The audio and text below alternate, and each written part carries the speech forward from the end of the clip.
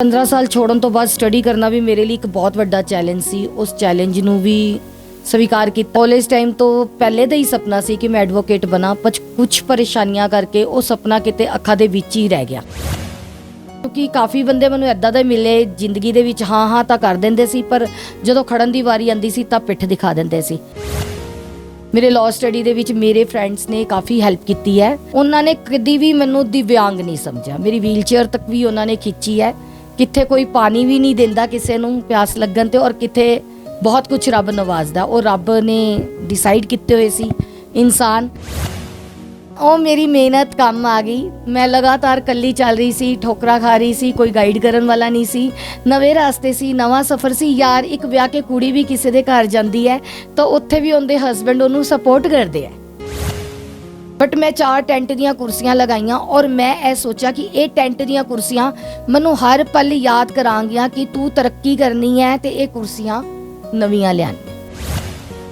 ਉਹ ਪਰਮਾਤਮਾ ਨੂੰ ਵੀ ਅਸੀਂ ਦੇਖ ਨਹੀਂ ਪਾਉਂਦੇ, ਲੇਕਿਨ ਪਰਮਾਤਮਾ ਦੇ ਵਿੱਚ ਹੀ ਆਤਮਾ ਹੁੰਦੀ ਹੈ। ਮੈਨੂੰ ਲੱਗਦਾ ਉਹ ਕਿਤੇ ਨਾ ਕਿਤੇ ਅੱਜ ਵੀ ਮੈਨੂੰ ਦੇਖ ਰਹੇ ਹੈ, ਸੁਰੱਖਿਆ ਦੇ ਰਹੇ ਹੈ। ਅੱਜ ਮੈਂ ਜੋ ਹਾਂ ਉਹਨਾਂ ਦੀਆਂ ਬਲੈਸਿੰਗਸ ਦਾ ਬਹੁਤ ਵੱਡਾ ਰਿਜ਼ਲਟ ਆ। ਅੱਜ ਮੇਰੇ ਬੇਗਾਨੇ ਜਿਨ੍ਹਾਂ ਨੇ ਮੇਰਾ ਸਾਥ ਛੱਡਤਾ ਸੀ, ਜਦੋਂ ਮੇਰੇ ਮੰਮੀ ਦੁਨੀਆ ਤੋਂ ਗਏ, ਉਹਨਾਂ ਨੂੰ ਲੱਗਾ ਸ਼ਾਇਦ ਇਹ ਹੁਣ ਦਿਵਿਆਂਗ ਵੀ ਹੈ, ਸ਼ਾਇਦ ਇਹ ਮੰਗਣਾ ਸ਼ੁਰੂ ਕਰ ਦੇ, ਸ਼ਾਇਦ ਕਿ ਪੱਕਾ ਲੱਗਾ ਉਹਨਾਂ ਨੂੰ, ਪਰ ਮੈਂ ਮੰਗਣ ਵਾਲਿਆਂ ਚੋਂ ਨਹੀਂ ਸੀ। ਅੱਜ ਤੈਨੂੰ ਇਹ ਨਿਗਾਹਾਂ ਦਾ ਸਾਹਮਣਾ ਕਰਨਾ ਹੈ। ਜੇ ਗਿਰੀ ਹੈ ਤੇ ਕੋਈ ਗੱਲ ਨਹੀਂ, ਗਿਰ ਕੇ ਉੱਠਣਾ ਹੀ ਤੇਰੀ ਜ਼ਿੰਦਗੀ ਹੈ। ਔਰ ਹਾਰ ਕੇ ਜਿੱਤਣ ਵਾਲੇ ਨੂੰ ਵੀ ਬਾਜੀਗਰ ਕਹਿੰਦੇ ਆ। ਕਿ ਜੇ ਕਿਸੇ ਵੱਡੇ ਸਰਮਾਏਦਾਰ ਬੰਦੇ ਦਾ ਟਰਾਂਸਫਾਰਮਰ ਲੱਗਾ ਹੁੰਦਾ ਔਰ ਐਸਡੀਐਮ ਆਰਡਰ ਕਰ ਦਿੰਦਾ ਤੇ ਕਿਆ 3 ਸਾਲ ਉਹਨੂੰ ਸਫਰ ਕਰਨੇ ਪੈਂਦੇ? I think no. Cancer patient ਦੇ ਲਈ ਸੀਐਮ ਯੋਜਨਾ 1.5 ਲੱਖ ਹੈ, ਪੀਐਮ ਯੋਜਨਾ 5 ਲੱਖ ਹੈ। ਕਈਆਂ ਨੂੰ ਨਹੀਂ ਪਤਾ, special labour cyber policy autism ਦੇ ਲਈ 500 ਰੁਪਏ ਦੇ ਵਿੱਚ ਨਿਰਾਮਿਆ ਸਕੀਮ ਹੈ ਮੈਡੀਕਲ 1 ਲੱਖ ਦੀ। ਅਗਰ ਕੋਈ ਇਹ ਆਫਿਸ ਦੇ ਵਿੱਚ ਆ ਸਕਦੇ ਹੋ, ਤੁਹਾਨੂੰ advocate free of cost provide होएगा। समर्थ असमर्थ कुछ नहीं होती है तो सिर्फ इंसान की सोच। तो आप भी हमें मौका दो, शायद आपके दिए हुए मौके से हम हौसलों की उड़ान और हौसलों के पंख से बहुत ऊंची उड़ान उड़ सके जो आपने कभी सोचा भी नहीं। ਜੇ ਤੁਸੀਂ ਮਿਹਨਤੀ ਹੋ ਤਾਂ ਦੁਨੀਆ ਦੀ ਕੋਈ ਵੀ ਚੀਜ਼ ਤੁਹਾਨੂੰ ਜਿੱਤਣ ਤੋਂ ਰੋਕ ਨਹੀਂ ਸਕਦੀ। ਤੇ ਅੱਜ ਇੱਕ ਇਹੋ ਜਿਹੀ ਮਿਸਾਲ, ਇੱਕ ਇਹੋ ਜਿਹੀ ਕੁੜੀ ਨਾਲ ਤੁਹਾਨੂੰ ਮਿਲਾਉਣ ਜਾ ਰਹੇ ਹਾਂ ਜਿਨੇ ਆਪਣੀ ਮਿਹਨਤ ਦੇ ਬਲਬੂਤੇ ਤੇ ਆਪਣਾ ਆਪ ਖੜਾ ਕੀਤਾ, ਆਪਣਾ ਨਾਮ ਬਣਾਇਆ ਤੇ ਭਾਵੇਂ ਸਪੈਸ਼ਲੀ ਡਿਸੇਬਲਡ ਨੇ ਬਟ ਫਿਰ ਵੀ ਆਪਣਾ ਨਾਮ ਕਮਾਇਆ ਤੇ ਇੱਕ ਐਡਵੋਕੇਟ ਜੋ ਬਣਨਾ ਚਾਹੁੰਦੇ ਸੀਗੇ ਉਹ ਬਣੇ। ਇਸ ਵਕਤ ਸਾਡੇ ਨਾਲ ਐਡਵੋਕੇਟ ਦੀਪਤੀ ਸਲੂਜਾ ਮੌਜੂਦ ਨੇ। ਮੈਮ ਬਹੁਤ ਬਹੁਤ ਸਵਾਗਤ ਹੈ on air. Thank you ma'am. ਤੇ ਜਿਵੇਂ ਕਿ ਅਸੀਂ ਦੱਸਿਆ, ਜਦੋਂ ਮੈਂ ਤੁਹਾਡੇ ਬਾਰੇ ਸਰਚ ਕਰ ਰਹੀ ਸੀ ਤਾਂ ਮੈਂ ਪੜ੍ਹਿਆ ਕਿ ਬਹੁਤ ਸਾਰੀਆਂ ਰੁਕਾਵਟਾਂ ਜ਼ਿੰਦਗੀ ਦੇ ਆਉਣ ਬਾਵਜੂਦ ਵੀ ਜਦੋਂ ਇੱਕ ਸਪੈਸ਼ਲੀ ਏਬਲਡ ਹੁੰਦੇ ਹੋ ਤਾਂ ਤੁਹਾਨੂੰ ਲੋਕ ਦੂਜੀ ਨਜ਼ਰਾਂ ਨਾਲ ਦੇਖਦੇ ਨੇ, ਇੱਕ ਨਾਰਮਲ ਇਨਸਾਨ ਦੀ ਤਰ੍ਹਾਂ ਨਹੀਂ ਟਰੀਟ ਕਰਦੇ। ਤੁਸੀਂ ਵੀ ਦੱਸਿਆ ਕਿ ਕਾਫੀ ਉਲਝਣਾਂ ਆਈਆਂ, ਬਹੁਤ ਰੁਕਾਵਟਾਂ ਆਈਆਂ। ਕੁੜੀ ਦੀ ਜ਼ਿੰਦਗੀ 'ਚ ਵੈਸੇ ਵੀ ਹੁੰਦੀਆਂ ਨੇ, ਪਰ ਜਿਸ ਤਰ੍ਹਾਂ ਜੋ ਤੁਹਾਡਾ ਜ਼ਿੰਦਗੀ ਦਾ ਸਫ਼ਰ ਹੈ, ਕਿਹੜੀਆਂ ਉਲਝਣਾਂ ਆਈਆਂ ਤੇ ਕਿਸ ਤਰ੍ਹਾਂ ਤੁਸੀਂ ਆਪਣੇ ਆਪ ਨੂੰ ਮੋਟੀਵੇਟਡ ਰੱਖਿਆ? ਕਿਉਂਕਿ ਅਸੀਂ ਤਾਂ ਸਾਰੇ ਹਿੰਮਤ ਹਾਰ ਬਹਿੰਦੇ ਹਾਂ, ਬਟ ਮੋਟੀਵੇਸ਼ਨ ਦੇ ਨਾਲ ਤੁਸੀਂ ਅੱਜ ਆਪਣਾ ਨਾਮ ਵੀ ਕਮਾਇਆ ਹੈ ਲੁਧਿਆਣਾ ਦੇ ਵਿੱਚ ਕਾਫੀ ਖੂਬ। ਤੇ ਕੀ ਰਿਹਾ ਤੁਹਾਡਾ ਸਫ਼ਰ? ਤੁਹਾਡੇ ਸਫ਼ਰ ਬਾਰੇ ਜਾਨਣਾ ਚਾਹਾਂਗੇ। ਮੈਮ ਸਫ਼ਰ ਮੇਰਾ 7 ਸਾਲ ਦੀ ਉਮਰ ਤੋਂ ਸ਼ੁਰੂ ਹੋ ਗਿਆ ਸੀ। ਸੰਘਰਸ਼ ਵੈਸੇ ਜ਼ਿੰਦਗੀ 'ਚ ਕਦੀ ਕਿਸੇ ਦਾ ਖਤਮ ਨਹੀਂ ਹੁੰਦਾ। ਮੇਰੇ ਮਦਰ ਫਾਦਰ ਨੇ ਬਹੁਤ ਮਿਹਨਤ ਕੀਤੀ ਮੇਰੇ ਤੇ। ਅੱਜ ਮੈਂ ਜੇ 2 ਪੈਰਾਂ ਤੇ 2 ਛੜੀਆਂ ਨਾਲ ਖੜੀ ਹਾਂ ਤਾਂ ਉਹਨਾਂ ਦੀ ਬਹੁਤ ਵੱਡੀ ਇਸ ਚੀਜ਼ ਦੇ ਵਿੱਚ ਬਹੁਤ ਵੱਡਾ ਯੋਗਦਾਨ ਹੈ, ਬਹੁਤ ਵੱਡੀ ਸੇਵਾ ਹੈ ਉਹਨਾਂ ਦੀ। ਤੇ ਉਸ ਤੋਂ ਬਾਅਦ ਪਰਮਾਤਮਾ ਦੀ ਅਪਾਰ ਕਿਰਪਾ ਹੈ ਕਿ ਮੈਨੂੰ ਪੋਜ਼ਿਟਿਵ ਇਨਸਾਨਾਂ ਨਾਲ, ਵਾਹਿਗੁਰੂ ਦੀ ਅਪਾਰ ਕਿਰਪਾ ਨਾਲ ਮੈਂ ਮਿਲਦੀ ਰਹੀ ਤੇ ਅੱਗੋਂ ਰਾਸਤੇ ਖੁੱਲ੍ਹਦੇ ਗਏ। ਤੇ ਜਿੱਥੇ ਸੰਘਰਸ਼ ਦੀ ਗੱਲ ਕਰੀਏ, ਬਹੁਤ ਸਾਰਾ ਸੰਘਰਸ਼ ਦੇਖਿਆ, ਪੜ੍ਹਾਈ ਦੇ ਵਿੱਚ ਵੀ ਦੇਖਿਆ। ਫਿਰ ਉਸ ਤੋਂ ਬਾਅਦ ਕਾਲਜ ਟਾਈਮ ਦੇ ਵਿੱਚ ਮੇਰਾ 골ਡਨ ਪੀਰੀਅਡ ਸੀ। ਫਰੈਂਡਸ ਔਰ ਟੀਚਰਸ ਨਾਲ ਬਹੁਤ ਸਪੋਰਟ ਮਿਲਿਆ। ਬਚਪਨ ਦੇ ਵਿੱਚ ਮੇਰੇ ਆਪਣੀ ਫੈਮਿਲੀ ਦਾ, ਦਾਦੇ ਜੀ ਦਾ, ਚਾਚਿਆਂ ਦਾ ਬਹੁਤ ਸਪੋਰਟ ਸੀ। ਜੁਆਇੰਟ ਫੈਮਿਲੀ ਰਹਿੰਦੀ ਸੀ ਮੈਂ। ਮੈਨੂੰ ਨਹੀਂ ਲੱਗਾ ਕਦੀ ਮੇਰੇ ਪੈਰ ਨੂੰ ਪ੍ਰੋਬਲਮ ਹੈ। ਬਟ ਬਚਪਨ ਦੇ ਵਿੱਚ ਮੈਂ ਬੱਚਿਆਂ ਨਾਲ ਆਮ ਖੇਲ ਨਹੀਂ ਸਕਣਾ, ਕਰ ਨਹੀਂ ਸਕਣਾ, ਉੱਥੇ ਥੋੜ੍ਹੀਆਂ ਸੀ ਪ੍ਰੋਬਲਮਸ ਆਈਆਂ। ਅੱਗੋਂ ਲਾਈਫ ਚੱਲਦੀ ਗਈ। ਕਾਲਜ ਟਾਈਮ ਦੇ ਵਿੱਚ ਜਾ ਕੇ ਅੱਛਾ ਲੱਗਾ, ਫਿਰ ਐਮਏ ਕੀਤੀ, ਫਿਰ ਲਾਅ ਦੇ ਵਿੱਚ ਤਾਂ ਕਾਫੀ ਸਾਰੀ ਪ੍ਰੋਬਲਮਸ ਆਈਆਂ, ਕਾਫੀ ਸਾਰੀਆਂ ਅਣਗਿਣਤ ਹੀ ਪ੍ਰੋਬਲਮਸ ਆਈਆਂ। ਉਹਦੇ ਬਾਅਦ ਪ੍ਰੈਕਟਿਸ ਦੇ ਦੌਰਾਨ ਜਦੋਂ ਮੈਂ ਕੋਰਟ 'ਚ ਗਈ ਤਾਂ ਇੱਕ ਸੁਪਨਾ ਸੀ ਅੱਖਾਂ 'ਚ, ਕਿਉਂਕਿ ਅਰਨ ਤਾਂ ਮੈਂ ਬੁਟੀਕ ਤੋਂ ਵੀ ਕਰ ਰਹੀ ਸੀ। 15 ਸਾਲ ਮੈਂ ਬੁਟੀਕ ਚਲਾਈ ਹੈ ਐਮਏ ਕਰਨ ਤੋਂ ਬਾਅਦ, ਔਰ 15 ਸਾਲ ਤੋਂ ਬਾਅਦ ਸਟੱਡੀ ਨੂੰ ਹੱਥ ਲਗਾਇਆ ਸੀ ਮੈਂ ਲਾਅ ਦੀ। ਤੇ 15 ਸਾਲ ਛੋੜਨ ਤੋਂ ਬਾਅਦ ਸਟੱਡੀ ਕਰਨਾ ਵੀ ਮੇਰੇ ਲਈ ਇੱਕ ਬਹੁਤ ਵੱਡਾ ਚੈਲੰਜ ਸੀ। ਉਸ ਚੈਲੰਜ ਨੂੰ ਵੀ ਸਵੀਕਾਰ ਕੀਤਾ ਮੈਂ। ਸੁਪਨਾ ਸੀ ਮੇਰਾ ਕਾਲਜ ਟਾਈਮ ਦਾ, ਕਾਲਜ ਟਾਈਮ ਤੋਂ ਪਹਿਲੇ ਦਾ ਹੀ ਸੁਪਨਾ ਸੀ ਕਿ ਮੈਂ ਐਡਵੋਕੇਟ ਬਣਾ, ਪਰ ਕੁਝ ਪਰੇਸ਼ਾਨੀਆਂ ਕਰਕੇ ਉਹ ਸੁਪਨਾ ਕਿਤੇ ਅੱਖਾਂ ਦੇ ਵਿੱਚ ਹੀ ਰਹਿ ਗਿਆ। ਮਤਲਬ ਜਿਵੇਂ ਆਪਾਂ ਸੁੱਤੇ ਸੁਪਨੇ ਦੇਖਦੇ ਹਾਂ, ਸਾਰੇ ਸੁਪਨੇ ਸਾਕਾਰ ਨਹੀਂ ਹੁੰਦੇ, ਪਰ ਮੇਰੀ ਕਿਸਮਤ ਚੰਗੀ ਸੀ ਕਿ ਮੇਰਾ ਸੁਪਨਾ ਸਾਕਾਰ ਹੋਇਆ। ਸੁਪਨੇ ਦੀ ਸ਼ੁਰੂਆਤ ਸਾਕਾਰ ਹੋਣ ਦੀ ਉੱਥੋਂ ਸ਼ੁਰੂ ਹੋਈ। ਮੇਰੀ ਇੱਕ ਦੁਕਾਨ ਦੀ ਫਾਈਟ ਚੱਲੀ ਔਰ ਉਸ ਫਾਈਟ ਨੂੰ ਲੈ ਕੇ ਮੈਂ ਜਿੱਤ ਚੁੱਕੀ ਸੀਗੀ, ਕਰੀਬਨ ਜਿੱਤ ਹੀ ਚੁੱਕੀ ਸੀਗੀ। ਤੇ ਮੈਂ ਜਿਨ੍ਹਾਂ ਕੋਲ ਜਾਂਦੀ ਸੀਗੀ, ਜਿਨ੍ਹਾਂ ਨੇ ਮੈਨੂੰ ਗਿਆਨ ਦੇ ਨਾਲ ਨਵਾਜਿਆ, ਉਹਨਾਂ ਦੇ ਸਾਹਮਣੇ ਐਵੇਂ ਹੀ ਬੈਠੀ ਹੋਈ ਸੀ ਮੈਂ, ਔਰ ਉਹਨਾਂ ਨੇ ਮੈਨੂੰ ਕਿਹਾ, ਦੀਪਤੀ ਜੀ ਤੁਸੀਂ ਐਡਵੋਕੇਟ ਕਿਉਂ ਨਹੀਂ ਬਣ ਜਾਂਦੇ? ਤਾਂ ਮੈਂ ਉਹਨਾਂ ਦੀਆਂ ਅੱਖਾਂ 'ਚ ਦੇਖਿਆ ਔਰ ਮੈਂ ਬੋਲਿਆ, ਮੇਰੇ ਆਪਣਾ ਸੁਪਨਾ, ਮਤਲਬ ਮੈਨੂੰ ਲੱਗਾ ਕਿ ਮਤਲਬ ਸੁਪਨੇ ਲਈ ਕੋਈ ਕਹਿ ਰਿਹਾ, ਜਗਾ ਰਿਹਾ ਕਿ ਤੂੰ ਕਿਉਂ ਨਹੀਂ ਇਹ ਕਰ ਲੈਂਦੀ। ਮਤਲਬ ਉਸੇ ਟਾਈਮ ਮੇਰੇ ਮਨ ਦੇ ਵਿੱਚ ਆਇਆ। ਤਾਂ ਮੈਂ ਉਹਨਾਂ ਨੂੰ ਕਿਹਾ, ਸੱਚੀ ਸਰ? ਤਾਂ ਉਹਨਾਂ ਨੇ ਕਿਹਾ, ਤੁਹਾਨੂੰ ਕੋਈ ਸ਼ੱਕ ਹੈ? ਤੁਸੀਂ BA ਕੀਤੀ ਹੋਈ ਹੈ? ਮੈਂ ਕਿਹਾ, ਸਰ ਮੈਂ MA ਕੀਤੀ ਹੋਈ ਹੈ। ਤਾਂ ਫਿਰ ਸ਼ੱਕ ਹੈ ਤੁਹਾਨੂੰ? ਤਾਂ ਸਰ ਫੀਸ ਤਾਂ ਕਹਿੰਦੇ ਕੋਈ ਨਹੀਂ ਮੈਂ ਦੇ ਦਾਂਗਾ। ਮੈਂ ਕਿਹਾ, ਸੱਚਮੁੱਚ ਸਰ? ਤਾਂ ਕਹਿੰਦੇ ਹਾਂ। ਤਾਂ ਮੈਂ ਦੇਖਿਆ ਉਹਨਾਂ ਵੱਲ ਧਿਆਨ ਨਾਲ, ਕਿਉਂਕਿ ਕਾਫੀ ਬੰਦੇ ਮੈਨੂੰ ਇੱਦਾਂ ਦੇ ਮਿਲੇ ਜ਼ਿੰਦਗੀ ਦੇ ਵਿੱਚ, ਹਾਂ ਤਾਂ ਕਰ ਦਿੰਦੇ ਸੀ, ਪਰ ਜਦੋਂ ਖੜਨ ਦੀ ਵਾਰੀ ਆਉਂਦੀ ਸੀ ਤਾਂ ਪਿੱਠ ਦਿਖਾ ਦਿੰਦੇ ਸੀ। ਤਾਂ ਉਹਨਾਂ ਨੇ ਸਮਾਈਲਿੰਗ ਨਾਲ ਕਿਹਾ, ਮੈਨੂੰ ਉਹਨਾਂ ਦੀ ਸਮਾਈਲਿੰਗ ਦੇ ਵਿੱਚ ਬੜੀ ਪੋਜ਼ਿਟਿਵਿਟੀ ਨਜ਼ਰ ਆਈ ਔਰ ਮੈਂ ਵੀ ਮਤਲਬ ਉਹਨਾਂ ਨੂੰ ਦੇਖਿਆ ਔਰ ਮੈਨੂੰ ਲੱਗਾ ਕਿ ਵਾਹਿਗੁਰੂ ਦੀ ਅਪਾਰ ਕਿਰਪਾ ਨਾਲ ਸ਼ਾਇਦ ਮੇਰੇ ਸੁਪਨੇ ਨੂੰ ਪੂਰਾ ਹੋਣ ਲਈ ਕੋਈ ਦਰਵਾਜ਼ਾ ਖੁੱਲ੍ਹ ਰਿਹਾ। ਮੈਂ ਆਪਣੇ ਪਾਪਾ ਵੱਲ ਦੇਖਿਆ ਔਰ ਉਸੇ ਟਾਈਮ ਮੈਂ ਪਾਪਾ ਨੂੰ ਪੁੱਛਿਆ ਤੇ ਪਾਪਾ ਕਹਿੰਦੇ ਘਰ ਜਾ ਕੇ ਸਲਾਹ ਕਰ ਲਾਂਗੇ। ਥੋੜਾ ਘਰ 'ਚ ਵੀ ਮਤਲਬ ਆਇਆ ਵੀ, ਇੰਨੀ ਏਜ ਤੋਂ ਬਾਅਦ ਕੀ ਕਰਨਾ, ਪੜ੍ਹ ਕੇ ਬੁਟੀਕ ਚਲਾ ਰਹੀ ਹੈ, ਠੀਕ ਹੈ, ਜਿਵੇਂ ਤੁਸੀਂ ਕਿਹਾ ਲੜਕੀ ਹੋਣ ਦੇ ਨਾਤੇ ਪ੍ਰੋਬਲਮਸ ਆਉਂਦੀਆਂ, ਬਟ ਐਟਲੀਸਟ ਮੈਂ ਆਪਣੇ ਫਾਦਰ ਦੀ ਲਾਡਲੀ ਸੀ। ਮੈਂ ਆਪਣੇ ਫਾਦਰ ਨੂੰ ਮਨਾ ਲਿਆ, ਮਤਲਬ ਜਿਵੇਂ ਮਰਜ਼ੀ ਕਹਿ ਲਓ, ਮਨਾ ਲਿਆ। ਤੇ ਮੇਰੇ ਫਾਦਰ ਨੇ ਕਿਹਾ, ਚੱਲ ਕੋਈ ਗੱਲ ਨਹੀਂ, ਤੂੰ ਪੜ੍ਹ ਲੈ, ਕੋਈ ਚੱਕਰ ਨਹੀਂ ਹੈਗਾ, ਵੀ ਜੇ ਤੇਰੇ ਅੰਦਰ ਜਜ਼ਬਾ ਹੈ, ਲਗਨ ਹੈ, ਹਿੰਮਤ ਹੈ, ਤਾਂ ਮੈਂ ਤੁਹਾਨੂੰ ਮਨਾ ਨਹੀਂ ਕਰਾਂਗਾ। ਮੇਰੀ ਲਾਅ ਸਟੱਡੀ ਉੱਥੋਂ ਸ਼ੁਰੂ ਹੋ ਗਈ। ਮੇਰੇ ਲਾਅ ਸਟੱਡੀ ਦੇ ਵਿੱਚ ਮੇਰੇ ਫਰੈਂਡਸ ਨੇ ਕਾਫੀ ਹੈਲਪ ਕੀਤੀ ਹੈ। ਮੈਂ ਉਹਨਾਂ ਦਾ ਨਾਮ ਲੈਣ ਲੱਗੇ ਮਾਣ ਮਹਿਸੂਸ ਕਰਦੀ ਹਾਂ, ਫਖਰ ਮਹਿਸੂਸ ਕਰਦੀ ਹਾਂ। ਉਹਨਾਂ ਨੇ ਕਦੀ ਵੀ ਮੈਨੂੰ ਦਿਵਿਆਂਗ ਨਹੀਂ ਸਮਝਿਆ। ਮੇਰੀ ਵੀਲਚੇਅਰ ਤੱਕ ਵੀ ਉਹਨਾਂ ਨੇ ਖਿੱਚੀ ਹੈ। ਕਿੱਥੇ ਕੋਈ ਪਾਣੀ ਵੀ ਨਹੀਂ ਦਿੰਦਾ ਕਿਸੇ ਨੂੰ ਪਿਆਸ ਲੱਗਣ 'ਤੇ, ਔਰ ਕਿੱਥੇ ਬਹੁਤ ਕੁਝ ਰੱਬ ਨਵਾਜ਼ਦਾ, ਉਹ ਰੱਬ ਨੇ ਡਿਸਾਈਡ ਕੀਤੇ ਹੋਏ ਸੀ ਇਨਸਾਨ। ਧਰੁਵ, ਦਲਵੀਰ ਜੀ, ਨੀਰਜ ਮੇਰੇ ਨਾਲੋਂ ਉਮਰ ਹੀ ਛੋਟੇ ਸੀਗੇ ਔਰ ਲਗਾਤਾਰ ਉਹਨਾਂ ਨੇ ਮੇਰੀ ਪੂਰੀ ਲਾਅ ਸਟੱਡੀ ਦੇ ਵਿੱਚ, ਮੇਰੇ ਸਫ਼ਰ ਦੇ ਵਿੱਚ ਮਿਹਨਤ ਕੀਤੀ। ਉਹਦੇ ਬਾਅਦ ਫਿਰ ਉਹ ਸਫ਼ਰ ਦੇ ਬਾਅਦ ਮੇਰੀ ਲਾਅ ਪ੍ਰੈਕਟਿਸ ਜਦੋਂ ਸ਼ੁਰੂ ਹੋਈ, ਮੈਂ ਐਡਵੋਕੇਟ ਬਣ ਕੇ ਕੋਰਟ ਵਿੱਚ ਗਈ। ਕਿਸੇ ਦੀ ਅਪਰੋਚ ਲਗਾ ਕੇ ਮੈਂ ਕਿਸੇ ਐਡਵੋਕੇਟ ਕੋਲ ਬੈਠੀ। ਉਹ ਮੇਰੇ ਕਚਹਿਰੀ ਦੇ ਗੁਰੂ ਹੈ, ਮਾਨ ਸਨਮਾਨ ਮਹਿਸੂਸ ਕਰਦੀ ਹਾਂ। ਠੀਕ ਹੈ, ਉਹ ਗੱਲ ਵੱਖਰੀ ਹੈ ਕਿ ਉਹਨਾਂ ਮੈਨੂੰ ਰਿਸਪੌਂਸ ਨਹੀਂ ਮਿਲਿਆ ਜਿੰਨਾ ਹੋਰ ਐਡਵੋਕੇਟਸ ਨੂੰ ਮਿਲ ਰਿਹਾ ਸੀ ਜੋ ਅੰਡਰ ਪ੍ਰੈਕਟਿਸ ਸੀ, ਕਿਉਂਕਿ ਮੇਰੀ ਵੱਖਰੀ ਪਹਿਚਾਨ ਬਣਨੀ ਸੀ। ਇਸ ਕਰਕੇ ਤਾਂ ਮੈਂ ਉਹਨਾਂ ਨੂੰ ਕਹੇ ਵਿਗੇਰੀ, ਮਤਲਬ ਥੋੜ੍ਹੇ ਦਿਨ, ਸਾਲ 6 ਮਹੀਨੇ ਦੇਖਿਆ ਔਰ ਉਹਨਾਂ ਨੂੰ ਕਹੇ ਵਿਗੇਰੀ, ਮਤਲਬ ਇੰਨਾ ਕਿਹਾ, ਸਰ ਵੀ ਮੈਂ ਨਾ ਆ ਰਹੀ ਹਾਂ ਜੁਡੀਸ਼ਰੀ ਕੰਪਲੈਕਸ ਵਿੱਚ ਚੱਕਰ ਲਗਾ ਕੇ, ਔਰ ਮੈਂ ਜੱਜਿਸ ਦੇ ਜੁਡੀਸ਼ਰੀ ਕੰਪਲੈਕਸ ਵਿੱਚ ਚਲੀ ਗਈ ਔਰ ਆਪ ਹੀ ਜੱਜ ਸਾਹਿਬ ਕੋਲ ਚਲੀ ਗਈ। ਸੈਸ਼ਨ ਜੱਜ ਸਾਹਿਬ ਸੀ ਉਦੋਂ, ਕੰਗ ਸਾਹਿਬ, ਮੈਨੂੰ ਹੁਣੇ ਵੀ ਉਹ ਦਿਨ ਯਾਦ ਹੈ। ਔਰ ਉਹਨਾਂ ਨੂੰ ਮੈਂ ਕਿਹਾ, ਸਰ ਮੈਂ ਉੱਥੇ ਬੈਠ ਗਈ, ਚੁੱਪਚਾਪ ਦੇਖਣ ਲੱਗ ਗਈ, ਮੈਨੂੰ ਨਹੀਂ ਪਤਾ ਸੀ ਕਿ CGM ਕੋਰਟਸ ਵਿੱਚ ਜਾਣਾ ਚਾਹੀਦਾ ਮੈਨੂੰ। ਤਾਂ ਉਹਨਾਂ ਨੇ 1-2 ਕੇਸ ਦਿਖਾਏ ਔਰ ਉਹਨਾਂ ਨੇ ਮੈਨੂੰ ਬੜੇ ਪਿਆਰ ਨਾਲ ਕਿਹਾ ਕਿ ਤੁਸੀਂ CGM ਦੀ ਕੋਰਟਸ 'ਚ ਜਾਓ, ਤੁਸੀਂ ਨਿਊ ਫਰੈਸ਼ਰ ਹੋ, ਉੱਥੋਂ ਤੁਹਾਡੀ ਸਟਾਰਟਿੰਗ ਸ਼ੁਰੂ ਹੋਏਗੀ, ਤੁਸੀਂ ਜੋ ਦੇਖਣਾ ਚਾਹੁੰਦੇ ਹੋ ਉੱਥੋਂ ਹੀ ਮਿਲੇਗਾ। ਅੱਜ ਮੈਂ ਹੱਸ ਰਹੀ ਹਾਂ, ਮੁਸਕਰਾ ਰਹੀ ਹਾਂ, ਬਹੁਤ ਅੱਛਾ ਲੱਗ ਰਿਹਾ ਕਿ ਉਹ ਮੇਰੀ ਮਿਹਨਤ ਕੰਮ ਆ ਗਈ। ਮੈਂ ਲਗਾਤਾਰ ਇਕੱਲੀ ਚੱਲ ਰਹੀ ਸੀ, ਠੋਕਰਾਂ ਖਾ ਰਹੀ ਸੀ, ਕੋਈ ਗਾਈਡ ਕਰਨ ਵਾਲਾ ਨਹੀਂ ਸੀ, ਨਵੇਂ ਰਾਸਤੇ ਸੀ, ਨਵਾਂ ਸਫ਼ਰ ਸੀ। ਯਾਰ, ਇੱਕ ਵਿਆਹ ਕੇ ਕੁੜੀ ਵੀ ਕਿਸੇ ਦੇ ਘਰ ਜਾਂਦੀ ਹੈ ਤਾਂ ਉੱਥੇ ਵੀ ਉਹਦੇ ਹਸਬੈਂਡ ਉਹਨੂੰ ਸਪੋਰਟ ਕਰਦੇ ਹੈ, ਐਮ ਆਈ ਰਾਈਟ? ਉਹਨੂੰ ਦੱਸਦੇ ਹੈ ਕਿ ਨਹੀਂ, ਐਦਾਂ ਨਹੀਂ, ਐਦਾਂ ਨਹੀਂ, ਅਸੀਂ ਐਦਾਂ ਨਹੀਂ, ਐਦਾਂ ਰਹਿੰਦੇ ਹਾਂ। ਤਾਂ ਉਹਦੇ ਲਈ ਕਿ ਕੋਨਾ ਨਵਾਂ ਹੁੰਦਾ ਅਤੇ ਉਹਦੀ ਸੱਸ ਵੀ ਉਹਨੂੰ ਇੱਕ ਮਾਂ ਦੇ ਤੌਰ 'ਤੇ ਗਾਈਡ ਕਰਦੀ ਹੈ, ਫਿਰ ਅੰਡਰਸਟੈਂਡਿੰਗ ਹੋ ਜਾਂਦੀ ਹੈ। ਫਿਰ ਉਹਦੇ ਬਾਅਦ ਚਲੋ ਜਿਵੇਂ ਵੀ ਹੈ ਰਸਤਾ ਖੁੱਲ੍ਹਦਾ, ਪਰ ਕੋਰਟਸ ਵਿੱਚ ਤਾਂ ਗਾਈਡ ਕਰਨ ਵਾਲਾ ਹੀ ਮੈਨੂੰ ਕੋਈ ਨਹੀਂ ਮਿਲਿਆ।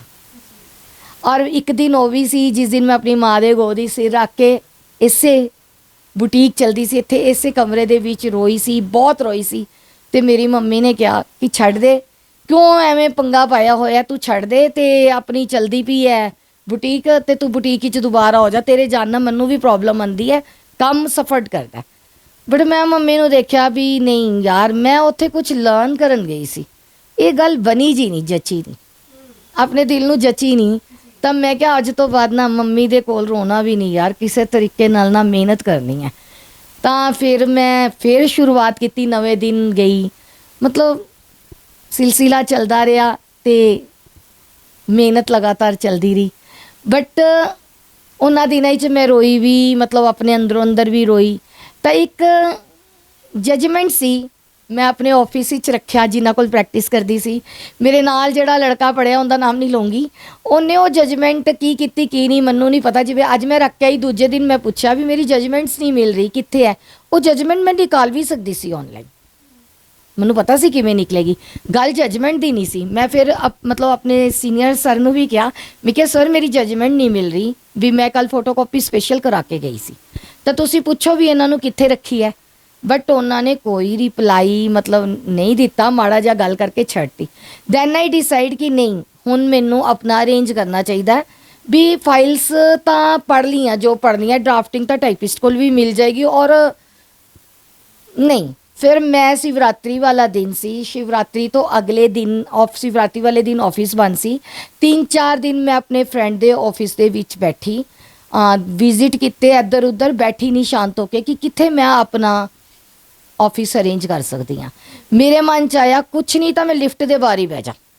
ਮੈਂ ਉਸ ਚੀਜ਼ ਨੂੰ ਦੇਖਣਾ ਸ਼ੁਰੂ ਕੀਤਾ, ਲਿਫਟ ਦੇ ਬਾਹਰ ਜਗ੍ਹਾ ਹੈਗੀ ਹੈ, ਕਿਹੜੀ ਜਗ੍ਹਾ ਮੈਨੂੰ ਸੈੱਟ ਬੈਠ ਰਹੀ ਹੈ, ਕਿੱਥੇ ਮੈਂ ਆਪਣੀ ਟੇਬਲ ਕੁਰਸੀ ਲਗਾ ਸਕਦੀ ਹਾਂ। ਬਟ ਉਹ ਸਰਚਿੰਗ ਪੁਆਇੰਟ ਸੀ, ਔਰ ਸਰਚਿੰਗ ਪੁਆਇੰਟ 'ਤੇ ਫਿਰ ਮੈਨੂੰ ਮਤਲਬ ਮਾਲਕ ਦੀ ਅਪਾਰ ਕਿਰਪਾ ਹੋਈ, ਔਰ ਮੈਂ ਆਪਣਾ ਆਫਿਸ ਵਿੱਚ ਹੀ ਮੈਨੂੰ ਕਿਧਰੇ ਸੀਟ ਮਿਲੀ, ਔਰ ਮੈਂ ਆਪਣੀ ਸੀਟ ਲਗਾਈ। ਮੈਡਮ ਦੱਸਣ ਵਾਲੀ ਗੱਲ ਇਹ ਹੈ ਕਿ ਮੈਂ ਉਹ ਸੀਟ 4 ਟੈਂਟ ਦੀਆਂ ਕੁਰਸੀਆਂ ਨਾਲ ਲਗਾਈ, ਇੱਕ ਛੋਟੇ ਜਿਹੇ ਟੇਬਲ ਨਾਲ।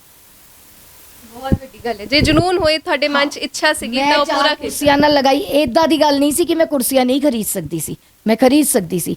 ਬਟ ਮੈਂ 4 ਟੈਂਟ ਦੀਆਂ ਕੁਰਸੀਆਂ ਲਗਾਈਆਂ, ਔਰ ਮੈਂ ਇਹ ਸੋਚਿਆ ਕਿ ਇਹ ਟੈਂਟ ਦੀਆਂ ਕੁਰਸੀਆਂ ਮੈਨੂੰ ਹਰ ਪਲ ਯਾਦ ਕਰਾਂਗੀਆਂ ਕਿ ਤੂੰ ਤਰੱਕੀ ਕਰਨੀ ਹੈ ਤੇ ਇਹ ਕੁਰਸੀਆਂ ਨਵੀਆਂ ਲਿਆਉਣੀਆਂ। ਗੱਲ ਕੁਰਸੀਆਂ ਦੀ ਨਹੀਂ ਸੀ, ਗੱਲ ਸੀ ਕਿ ਕਮਾ ਕੇ ਲੈਣੀ ਹੈ।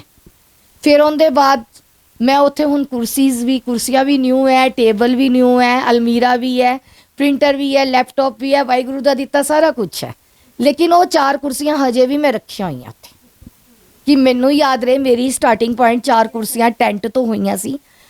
ਔਰ ਉਸ ਤੋਂ ਬਾਅਦ ਮੈਂ ਪੱਖਾ ਮੇਰਾ ਖਰਾਬ ਹੋ ਗਿਆ, ਔਰ ਠੀਕ ਕਰਾਉਣ ਦੇ ਵਿੱਚ ਬੜੀ ਦਿੱਕਤ ਆ ਰਹੀ ਸੀ ਕਿਉਂਕਿ ਉਹ ਜੁਡੀਸ਼ਰੀ ਕੰਪਲੈਕਸ ਹੈ, ਅਸੀਂ ਆਪਣਾ ਪ੍ਰਾਈਵੇਟ ਬੰਦਾ ਲਾ ਕੇ ਨਹੀਂ ਠੀਕ ਕਰਾ ਸਕਦੇ। ਤਾਂ ਮੈਮ 3 ਮਹੀਨੇ ਹਾੜ ਦੀ ਗਰਮੀ ਮੈਂ ਉੱਥੇ ਬਿਨਾ ਪੱਖੇ ਦੇ ਕੱਟੀ।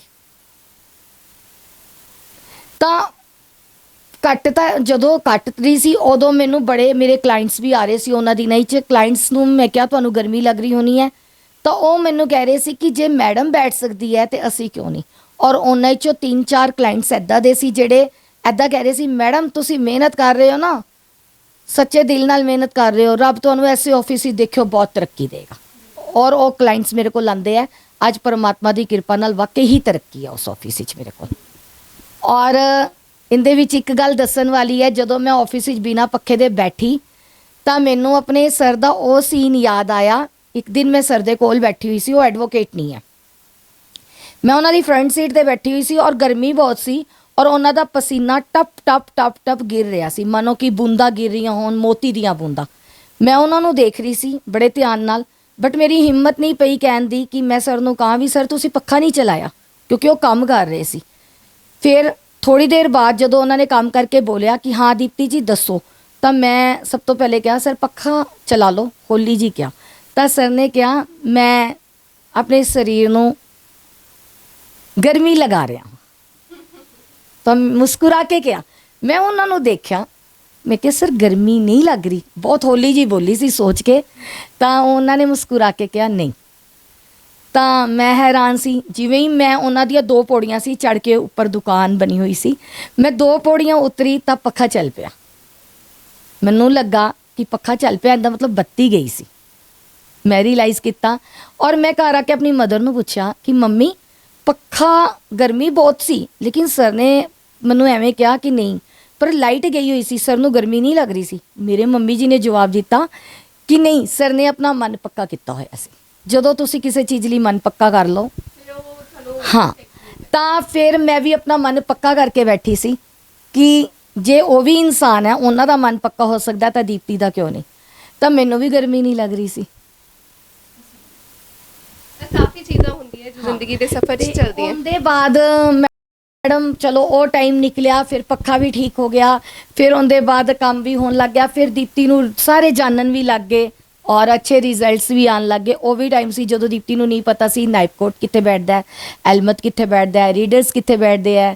ਦੀਪਤੀ ਚਲਦੀ ਜਾਂਦੀ ਸੀ, ਸਮਝ ਨਹੀਂ ਆਉਂਦੀ ਸੀ। ਠੀਕ ਹੈ, ਛੜੀਆਂ ਨਾਲ ਚੱਲਣਾ ਔਖਾ ਹੁੰਦਾ ਹੈ। ਘਰ ਆਉਂਦੀ ਸੀ ਤਾਂ ਮੇਰੇ ਹੱਥ ਔਰ ਪੈਰ ਦੋਨੋਂ ਦੁਖ ਰਹੇ ਹੁੰਦੇ ਸੀ। ਫਿਰ ਮੇਰੇ ਮੰਮੀ ਵੀ ਉਸ ਟਾਈਮ ਦੇ ਵਿੱਚ ਬਿਮਾਰ ਰਹਿਣ ਲੱਗ ਗਏ ਥੋੜਾ, ਤਾਂ ਉਹ ਮੇਰੇ ਆਫਿਸ ਵਿੱਚ ਆਏ ਬਿਨਾਂ ਹੀ ਚਲੇ ਗਏ ਦੁਨੀਆ ਤੋਂ। ਪਰ ਮੈਨੂੰ ਐਵੇਂ ਲੱਗਦਾ ਉਹ ਆਏ ਬਿਨਾਂ ਉਹਨਾਂ ਦਾ ਸਰੀਰ ਚਲਾ ਗਿਆ, ਲੇਕਿਨ ਕਿਤੇ ਨਾ ਕਿਤੇ ਉਹ ਪਰਮਾਤਮਾ ਨੂੰ ਵੀ ਅਸੀਂ ਦੇਖ ਨਹੀਂ ਪਾਉਂਦੇ, ਲੇਕਿਨ ਪਰਮਾਤਮਾ ਦੇ ਵਿੱਚ ਹੀ ਆਤਮਾ ਹੁੰਦੀ ਹੈ। ਮੈਨੂੰ ਲੱਗਦਾ ਉਹ ਕਿਤੇ ਨਾ ਕਿਤੇ ਅੱਜ ਵੀ ਮੈਨੂੰ ਦੇਖ ਰਹੇ ਹੈ, ਸੁਰੱਖਿਆ ਦੇ ਰਹੇ ਹੈ। ਅੱਜ ਮੈਂ ਜੋ ਹਾਂ ਉਹਨਾਂ ਦੀਆਂ ਬਲੈਸਿੰਗਸ ਦਾ ਬਹੁਤ ਵੱਡਾ ਰਿਜ਼ਲਟ ਆ। ਔਰ ਉਸ ਫਲੋਰ ਤੇ ਮੈਨੂੰ ਕੋਈ ਨਹੀਂ ਜਾਣਦਾ ਸੀ, ਅੱਜ ਉਸ ਫਲੋਰ ਤੇ ਸਾਰੇ ਜਾਂਦੇ ਆ। ਮੈਂ 12 ਪੌੜੀਆਂ 7 ਫਲੋਰ ਤੇ ਜਾ ਕੇ 12 ਪੌੜੀਆਂ ਉਤਰਦੀ ਹਾਂ, ਨਾਲ ਹੀ ਗੁੱਡ ਮਾਰਨਿੰਗ, ਨਮਸਤੇ, ਗੁੱਡ ਮਾਰਨਿੰਗ ਸ਼ੁਰੂ ਹੋ ਜਾਂਦੀ ਹੈ। ਅੱਜ ਉਸ ਮੁਕਾਮ ਨੂੰ ਦੇਖ ਕੇ ਮੈਨੂੰ ਬਹੁਤ ਅੱਛਾ ਲੱਗਦਾ ਹੈ। ਅੱਜ ਮੇਰੇ ਬੇਗਾਨੇ ਜਿਨ੍ਹਾਂ ਨੇ ਮੇਰਾ ਸਾਥ ਛੱਡਤਾ ਸੀ, ਜਦੋਂ ਮੇਰੇ ਮੰਮੀ ਦੁਨੀਆ ਤੋਂ ਗਏ, ਉਹਨਾਂ ਨੂੰ ਲੱਗਾ ਸ਼ਾਇਦ ਇਹ ਹੁਣ ਦਿਵਿਆਂਗ ਵੀ ਹੈ, ਸ਼ਾਇਦ ਇਹ ਮੰਗਣਾ ਸ਼ੁਰੂ ਕਰ ਦੇ, ਸ਼ਾਇਦ ਕਿ ਪੱਕਾ ਲੱਗਾ ਉਹਨਾਂ ਨੂੰ। ਪਰ ਮੈਂ ਮੰਗਣ ਵਾਲਿਆਂ 'ਚੋਂ ਨਹੀਂ ਸੀ। ਠੀਕ ਹੈ, ਉਸ ਟਾਈਮ ਮੈਂ ਬਹੁਤ ਕੈਪੇਬਲ ਵੀ ਨਹੀਂ ਸੀ, ਪਰ ਮੈਂ ਮੰਗਣ ਵਾਲਿਆਂ 'ਚੋਂ ਨਹੀਂ ਸੀ। ਪਰ ਅੱਜ ਉਹ ਵੀ ਮੇਰੇ ਨਾਲ ਜੁੜ ਚੁੱਕੇ। ਬਹੁਤ ਵੱਡੀ ਅਚੀਵਮੈਂਟ ਹੈ ਆਪਣੇ ਆਪ ਦੇ ਬਹੁਤ ਵਿੱਚ। ਵੱਡੀ ਅਚੀਵਮੈਂਟ ਹੈ। ਕਿਸੇ ਨੇ ਉਸ ਟਾਈਮ ਮੇਰੇ ਮੰਮੀ ਦੇ ਦੌਰਾਨ ਮਤਲਬ ਕੁਝ ਸ਼ਬਦ ਐਦਾਂ ਦੇ ਕਹੇ ਸੀ ਕਿ ਤੁਹਾਨੂੰ ਤਾਂ ਹਜੇ ਜ਼ਿੰਦਗੀ ਭਰ ਲੋੜ ਪੈਣੀ ਹੈ। ਗੁਰਦੁਆਰੇ ਪਾਠ ਦੇ ਭੋਗ ਤੋਂ ਬਾਅਦ ਅਸੀਂ ਬਾਹਰ ਨਿਕਲੇ ਤਾਂ ਉਹ ਸਾਰੇ ਰਿਸ਼ਤੇ ਐ ਜੁੜ ਗਏ ਮੈਡਮ, ਜਿਵੇਂ ਇੱਕ ਗੁਲਦਸਤੇ 'ਚ ਫੁੱਲ ਜੁੜਦੇ ਆ, ਅਲੱਗ-ਅਲੱਗ ਫੁੱਲ, ਤੇ ਉਹਨਾਂ ਦੀ ਖੁਸ਼ਬੂ ਮੈਨੂੰ ਵੀ ਆ ਰਹੀ ਹੈ। ਕਿਉਂਕਿ ਮੈਂ ਨੈਗੇਟਿਵਿਟੀ ਨਹੀਂ ਦਿਖਾਈ ਜਦੋਂ ਵੀ ਮੇਰੇ ਕੋਲ ਕੋਈ ਆਇਆ। ਔਰ ਮੈਂ ਇਹ ਮੈਸੇਜ ਦੇਣਾ ਚਾਹੁੰਦੀ ਹਾਂ, ਕਦੀ ਵੀ ਨੈਗੇਟਿਵਿਟੀ ਨਾ ਦਿਖਾਓ। ਤੁਹਾਡੇ ਘਰ ਤੋਂ ਕੋਈ ਆ ਰਿਹਾ ਹੈ ਤੇ ਤੁਹਾਡੇ ਦਰਵਾਜ਼ੇ ਤੋਂ ਚੁੱਕ ਕੇ ਆ ਰਿਹਾ, ਪਰਮਾਤਮਾ ਦੇ ਹੁਕਮ ਨਾਲ ਆ ਰਿਹਾ, ਤਾਂ ਤੁਸੀਂ ਉਹਨੂੰ ਪੋਜ਼ਿਟਿਵਿਟੀ ਦਿਖਾਓ। ਤੁਹਾਡੇ ਅੰਦਰ ਜੋ ਹੈ ਉਹਨੂੰ ਖਤਮ ਕਰ ਦਿਓ, ਅਤੀਤ ਨੂੰ ਖਤਮ ਕਰ ਦਿਓ। ਕਿਉਂ ਕਹਿਣਾ ਕਿ ਉਹਨੇ ਗਾਲ ਕੱਢੀ, ਉਹਨੇ ਇਹ ਕਿਹਾ, ਉਹਨੇ ਉਹ ਕਿਹਾ, ਉਹਨੂੰ ਛੋੜ ਦਿਓ। ਅਗਲਾ ਆ ਰਿਹਾ, ਉਹਦਾ ਵੈਲਕਮ ਕਰੋ, ਦੈਟਸ ਆਲ। ਜ਼ਿੰਦਗੀ ਹੈ, ਅੱਜ ਨਹੀਂ ਤਾਂ ਕੱਲ ਖਤਮ ਹੀ ਹੋ ਜਾਣੀ ਹੈ। ਕਦੀ ਇਸ ਤਰ੍ਹਾਂ ਹੋਇਆ ਜਦੋਂ ਕੋਰਟਸ 'ਚ ਪੈਰ ਰੱਖਿਆ ਤਾਂ ਅਕਸਰ ਹੁੰਦਾ ਨਾ ਕਿ ਜਿਵੇਂ ਮੈਂ ਗੱਲ ਕੀਤੀ ਤਾਂ ਇੱਕ ਨਾਰਮਲ ਬੰਦੇ ਦੇ ਡਿਫਰੈਂਟਲੀ ਏਬਲਡ ਨੂੰ ਡਿਫਰੈਂਟ ਨਜ਼ਰਾਂ ਨਾਲ ਦੇਖਿਆ ਜਾਂਦਾ ਹੈ, ਨਾਰਮਲ ਨਹੀਂ ਟ੍ਰੀਟ ਕੀਤਾ ਜਾਂਦਾ। ਕਈ ਵਾਰ ਕਿਸੇ ਨੇ ਕੁਝ ਟੌਂਟ ਮਾਰਿਆ ਹੋਏ, ਕੁਝ ਕਿਹਾ ਹੋਏ। ਟੌਂਟ ਨਹੀਂ ਮਾਰਿਆ ਮੈਡਮ, ਕਿਸੇ ਨੇ ਬੜੇ ਪਿਆਰ ਦੇ ਨਾਲ, ਐਡਵੋਕੇਟ ਸੀ, ਬਹੁਤ ਵੱਡੇ ਸੀਨੀਅਰ ਬੈਂਕਿੰਗ ਦੇ, ਹੁਣ ਉਹ ਦੁਨੀਆ 'ਚ ਨਹੀਂ ਰਹੇ, ਅਟੈਕ ਨਾਲ ਚਲੇ ਗਏ। ਉਹਨਾਂ ਨੇ ਮੈਨੂੰ ਕਿਹਾ ਦੀਪਤੀ ਜੀ ਚਾਹ ਪੀਣ ਆਓ। ਤਾਂ ਮੈਨੂੰ ਇੱਕ ਵਾਰੀ ਨਹੀਂ 3-4 ਵਾਰੀ ਕਿਹਾ। ਮੈਂ ਉਹਨਾਂ ਦੇ ਉਹ ਚੈਂਬਰ ਹੀ ਚਲੀ ਗਈ, ਵੀ ਸੀਨੀਅਰ ਹੈ, ਬੱਚੇ ਕਰਕੇ ਬੋਲ ਰਹੇ ਆ। ਚਾਹ ਮੰਗਾਉਣ ਤੋਂ ਪਹਿਲੇ ਉਹਨਾਂ ਨੇ ਟਾਕ ਕੀਤੀ ਮੇਰੇ ਨਾਲ, ਮੈਨੂੰ ਕਿਹਾ ਕਿ ਤੁਹਾਡੇ ਪੈਰ 'ਚ ਪ੍ਰੋਬਲਮ ਹੈ ਦੀਪਤੀ, ਬੇਟਾ ਕਰਕੇ ਕਿਹਾ, ਮੈਨੂੰ ਹਜੇ ਵੀ ਉਹ ਸ਼ਬਦ ਯਾਦ ਹੈ। ਤੁਸੀਂ ਕਿਵੇਂ ਕੋਰਟ ਦੇ ਵਿੱਚ ਕੇਸ ਫਾਈਲ ਕਰੋਗੇ, ਤੁਸੀਂ ਟਾਈਮ ਵੇਸਟ ਕਰ ਰਹੇ ਹੋ। ਸ਼ਾਇਦ ਉਹਨਾਂ ਦਾ ਮਤਲਬ ਸੂਝਵਾਨ ਸੀ, ਤੇ ਕਿਹਾ ਕਿ ਤੁਸੀਂ ਆਪਣੀਆਂ ਫਾਈਲਾਂ ਚੁੱਕ ਕੇ ਕਿਵੇਂ ਅਪੇਅਰ ਹੋਗੇ ਜੱਜਿਸ ਕੋਲ ਜਦੋਂ ਜਾਣਾ ਪਏਗਾ। ਤਾਂ ਮੈਂ ਉਹਨਾਂ ਨੂੰ ਦੇਖਿਆ, ਮੈਂ ਉਹਨਾਂ ਨੂੰ ਬੜੇ ਪਿਆਰ ਨਾਲ ਜਵਾਬ ਦਿੱਤਾ, ਸਰ ਜੇ ਮੈਂ ਇਮਾਨਦਾਰੀ ਨਾਲ ਕਿਸੇ ਦਾ ਕੇਸ ਲੜਾਂਗੀ, ਜੇ ਮੈਂ ਐਫਰਟ ਕਰਾਂਗੀ, ਮੈਂ ਹਾਰਨ ਜਿੱਤਣ ਲਈ ਨਹੀਂ ਕਰਾਂਗੀ, ਤਾਂ ਸ਼ਾਇਦ ਕਿ ਪੱਕਾ ਮੈਨੂੰ ਵਿਸ਼ਵਾਸ ਹੈ ਉਹ ਮੇਰੀਆਂ ਛੜੀਆਂ ਨੂੰ ਨਹੀਂ ਦੇਖੇਗਾ, ਉਹ ਫਾਈਲ ਵੀ ਆਪਣੀ ਆਪ ਚੁੱਕੇਗਾ ਔਰ ਮੇਰੇ ਨਾਲ ਜਾਣ ਵਿੱਚ ਆਪਣੀ ਸ਼ਾਨ ਮਹਿਸੂਸ ਕਰੇਗਾ। ਔਰ ਉਹ ਸ਼ਾਨ ਮਹਿਸੂਸ ਕਲਾਇੰਟਸ ਕਰ ਰਹੇ ਹੈ। ਫਾਈਲ ਤਾਂ ਮੈਡਮ ਮੈਂ ਆਪਣੀ ਚੁੱਕ ਲੈਂਦੀ ਹਾਂ, ਮੇਰੇ ਕੋਲ ਪਿੱਠੂ ਬੈਗ ਹੈ। ਜਦੋਂ ਮੈਂ ਕੋਰਟਸ ਵਿੱਚ ਗਈ ਤਾਂ ਉਸ ਤੋਂ ਬਾਅਦ ਜਿਵੇਂ ਜਿਵੇਂ ਮੈਨੂੰ ਪ੍ਰੋਬਲਮਸ ਆਈਆਂ, ਮੈਂ ਉਵੇਂ ਉਵੇਂ ਉਹਦੇ ਸੋਲਿਊਸ਼ਨ ਲੱਭਦੀ ਗਈ। ਮੈਂ ਆਪਣੇ ਬੈਗਸ ਦੇ ਵਿੱਚ ਪਿੱਛੇ ਫਾਈਲਸ ਪਾਉਂਦੀ ਹਾਂ ਔਰ ਬੈਗ ਕੈਰੀ ਕਰਕੇ ਚਲੀ ਜਾਂਦੀ ਹਾਂ। ਇੱਕ ਵਾਰੀ ਮੈਂ ਲਿਫਟ ਤੋਂ ਬਾਹਰ ਨਿਕਲੀ ਤਾਂ ਮੈਂ ਗਿਰ ਗਈ ਤਾਂ ਉੱਥੇ ਐਡਵੋਕੇਟਸ ਥੋੜ੍ਹੇ ਜਿਹੇ ਇਕੱਠੇ ਹੋ ਗਏ। ਮੈਂ ਆਪਣੇ ਆਪ ਉੱਠੀ, ਖੜੀ ਹੋਈ। ਮੈਨੂੰ ਉਸ ਟਾਈਮ 3-4 ਬੰਦਿਆਂ ਨੇ ਹੱਥ ਦਿੱਤਾ। ਐਵੇਂ ਨਹੀਂ ਕਿ ਮੈਂ ਮਦਦ ਨਹੀਂ ਲੈਂਦੀ, ਜਿੱਥੇ ਮੈਨੂੰ ਲੋੜ ਹੋਏ ਮੈਂ ਮਦਦ ਲੈਂਦੀ ਹਾਂ, ਬਟ ਉਸ ਦਿਨ ਮੈਨੂੰ ਇਹ ਲੱਗਾ ਕਿ ਜੇ ਅੱਜ ਤੂੰ ਗਿਰੀ ਹੈ, ਜੇ ਅੱਜ ਤੂੰ ਨਾ ਉੱਠੀ ਤਾਂ ਜ਼ਿੰਦਗੀ 'ਚ ਕਦੀ ਨਹੀਂ ਉੱਠ ਪਾਏਗੀ। ਅੱਜ ਤੈਨੂੰ ਇਹ ਨਿਗਾਹਾਂ ਦਾ ਸਾਹਮਣਾ ਕਰਨਾ। ਜੇ ਗਿਰੀ ਹੈ ਤਾਂ ਕੋਈ ਗੱਲ ਨਹੀਂ, ਗਿਰ ਕੇ ਉੱਠਣਾ ਹੀ ਤੇਰੀ ਜ਼ਿੰਦਗੀ ਹੈ। ਔਰ ਹਾਰ ਕੇ ਜਿੱਤਣ ਵਾਲੇ ਨੂੰ ਵੀ ਬਾਜੀਗਰ ਕਹਿੰਦੇ ਆ।